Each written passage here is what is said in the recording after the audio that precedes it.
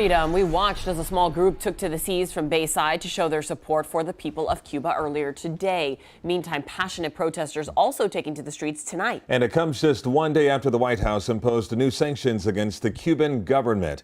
Local 10's Hatzel live now in Little Havana with the details for us tonight. Hatzel. Calvin, that march starting here along Calle Ocho started on 24th, headed down to 13th Avenue. A lot of the folks we talked to in that march are telling us they're still trying to digest those sanctions announced by the White House. Yet another show of solidarity with the Cuban people on the island following those historic protests. We have imposed sanctions. Following the newly announced sanctions on Cuba, we talked to political analyst Sasha Tirador, who participated in a White House call before sanctions were announced Thursday. We're not doing things off the cuff. We are listening to your voices.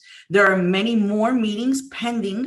That's what she says was the biggest takeaway from the call. Tirador, who identifies as a Democrat, says military intervention is just not doable. People who criticize what the Biden administration did yesterday do not realize how much political capital the president is spending on this. She says this is a time for action, and the latest sanctions show the president is interested in effecting change in Cuba, but others believe the sanctions won't drastically change the situation.